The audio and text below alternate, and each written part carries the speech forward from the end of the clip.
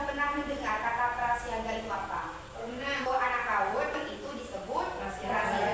Area pengembangan prasiaga itu ada 3 Ibu. Yang pertama itu ada karakter, fisik, dan juga kekerasan. Di pramuka itu Ibu-ibu ada yang namanya kode kehormatan.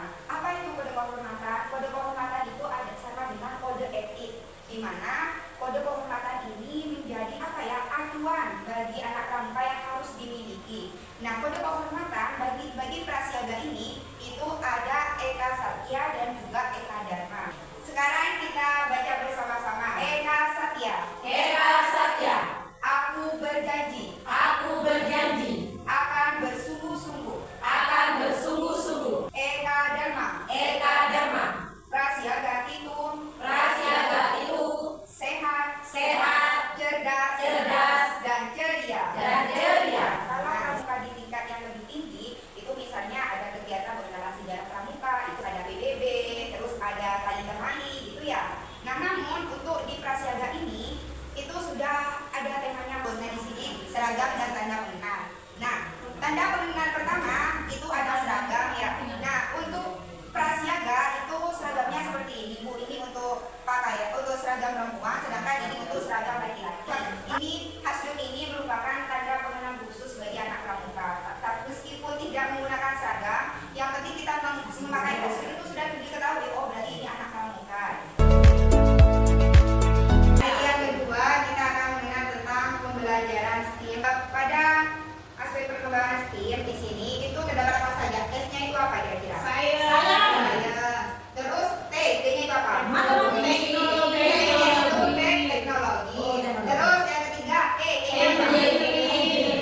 Engineering itu apa Ibu? Rekayasa. Rekayasa. Terus A. Namanya apa? Art. Apa itu art? Seni. Seni. Terus yang terakhir M. Manajemen. Salah satu contoh. Nah, ini kan melakukan pengamatan di tumbuhan atau pohon. Nah, dari mengamati ini apa saja kira-kira yang akan kita kembangkan ke anak-anak? Nah, yang pertama, di sainsnya itu apa kira-kira yang akan kita kembangkan? Yakni mengamati ciri fisik daun dari segi warna, bentuk maupun ukuran. Itu yang di sainsnya. Ya, itu satu. Nah, yang kedua di matematiknya apa yang akan kita kembangkan? Yakni mengelompokkan dan menghitung jumlah daun. Jadi anak-anak nanti itu disuruh mengelompokkan misal antara daun yang kecil sama daun yang besar. Setelah mengelompokkan, kita minta anak untuk menghitungnya. Kira-kira daun yang kecil itu ada berapa? Di teknologi. Nah, dari teknologi ini menggunakan alat sederhana. Salah satu contoh yang kita gunakan di sini untuk melihat daun, kita bisa menggunakan yang namanya kaca pembesar. Untuk teknologi itu, Bu-Ibu, itu tidak harus yang berbasis modern kayak laptop, HP, tapi teknologi itu menyangkut seperti kaca pembesar, pisau, gunting, itu sudah termasuk ke teknologi. Lanjut ya Ibu. Nah, di materi yang ketiga ini kita akan membahas tentang budaya sekolah yang aman dan nyaman. Nah, adapun kebijakan budaya sekolah aman dan nyaman ini terdapat pada Permendikbud nomor 6 tahun 2020. Pada pasal 1 itu terdapat bunyinya, dalam peraturan menteri ini yang dimaksud dengan budaya sekolah aman dan nyaman adalah keseluruhan tata nilai, sikap, kebiasaan, dan perilaku yang dibangun di lingkungan sekolah untuk menjamin pemenuhan kebutuhan spiritual, perlindungan fisik, kesejahteraan psikologis, dan keamanan sosio-kultural. Ibu, budaya sekolah aman dan nyaman ini sangat penting khususnya bagi kita di lingkungan pendidikan anak usia dini. Karena kenapa? Kita harus membuat bagaimana suasana di dalam kelas itu nyaman, bagaimana di lingkungan sekitar kita itu nyaman, agar sekolah itu menjadi tempat yang dirindukan oleh siswa. Kalau sekolah itu sudah menjadi tempat yang dirindukan oleh siswa, otomatis siswa itu akan semangat untuk sekolah. Kalau sudah dirindukan kan, kapan ini bakal sekolah, sudah pengen cepat-cepat sekolah. Namun sebaliknya, jika sekolah itu sudah menjadi tempat yang kurang nyaman, otomatis itu akan mengurangi semangatnya. Saja yang dapat saya sampaikan, kurang dan lebihnya mohon maaf. Semoga sedikit ini bisa bermanfaat bagi kita semua. Wassalamualaikum warahmatullahi wabarakatuh.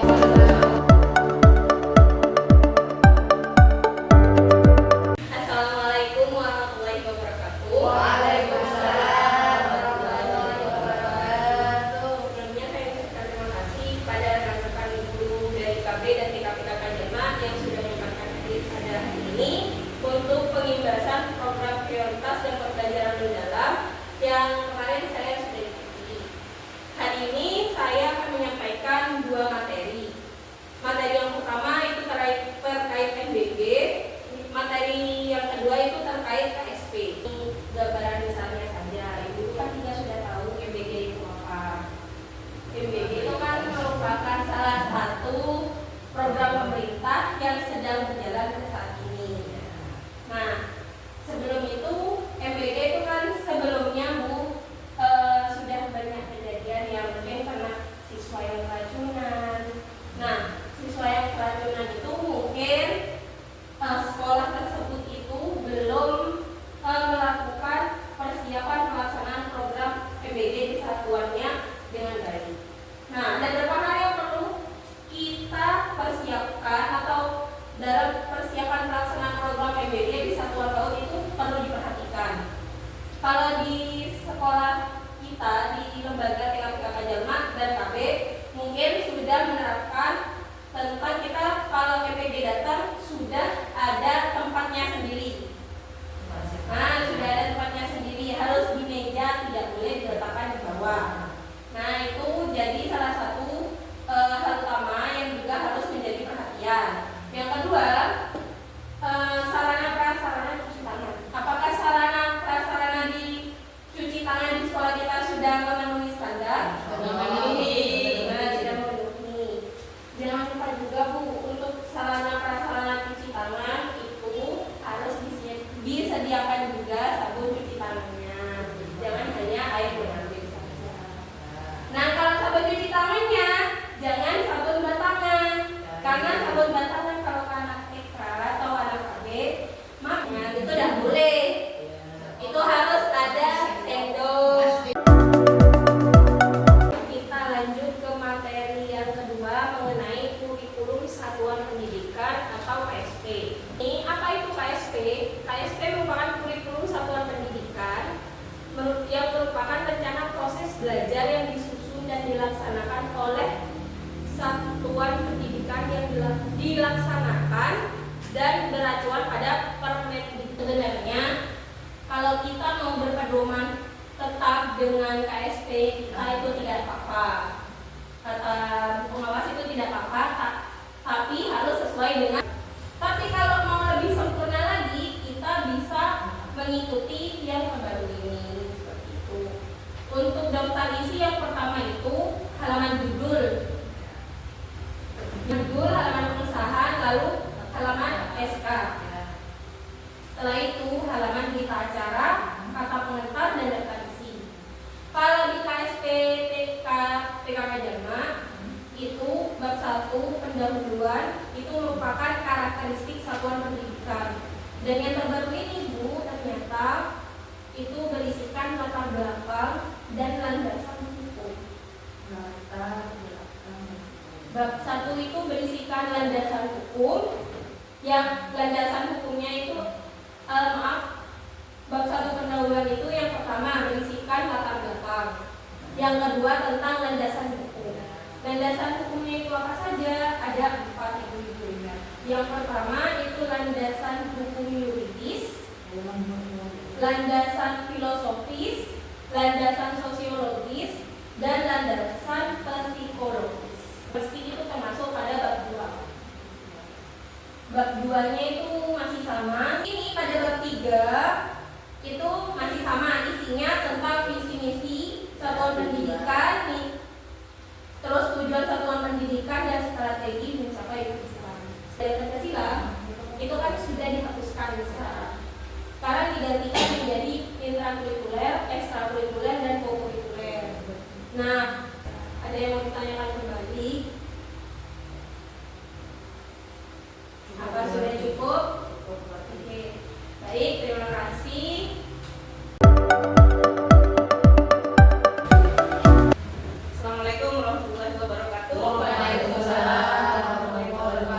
Baik, untuk pengimbasan berikutnya, kemarin kita sudah ikuti bersama tentang program prioritas dan pembelajaran mendalam. Jadi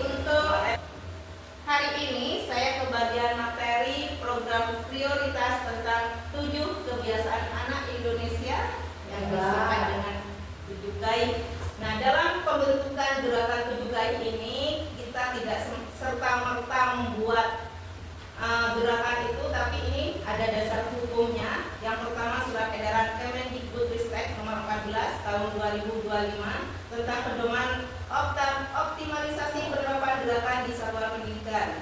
Yang kedua, SE bersama Mendikdasmen nomor 1 tahun 2025 Mendagri nomor 800.2/225/SJ/6 nomor 1 tahun 2025, yaitu tentang penguatan pendidikan karakter melalui sinergi catur pusat pendidikan. Apa yang dinamakan catur pusat pendidikan?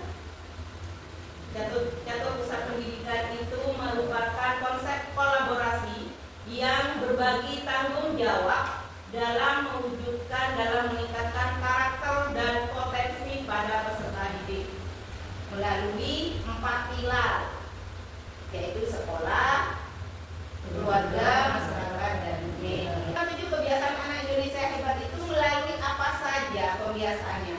Nah, ada 7 Kebiasaan anak-anak Indonesia hebat, bangun tidur pagi dan beribadah, berolahraga, makan sehat bergizi, gemar belajar, bermasyarakat, tidur cepat, beristirahat. Selanjutnya kita beralih pada pembelajaran mendalam atau yang lebih dikenal dengan PM untuk jenjang PAUD. Latar belakang pembelajaran mendalam. Pembelajaran mendalam menjadi pendekatan untuk menciptakan pengalaman belajar yang berkesadaran, istilahnya mindful, bermakna, meaningful, dan menggembirakan, joyful. Saya ulangi lagi, S apa kemarin? Science. Kemudian T, teknologi. E, engineering atau rekayasa. Art, seni. Dan M, matematika. Nah, dari contoh ini, S-nya yang mana? Science-nya yang mana? Dari kegiatan ini. Yang termasuk science-nya yang mana? Mengamati biji kacang hijau masuk apa? Sains. Terus menanam biji kacang hijau dalam gelas apa? Teknologinya apa? Gelas plastik. Terus menanamnya, kegiatan menanamnya masuk apa? Masuk sains. Ya, jadi bisa dua, enggak harus satu. 2 STEAM berarti ini yang dipakai. Menyiram setiap hari. Engineeringnya apa?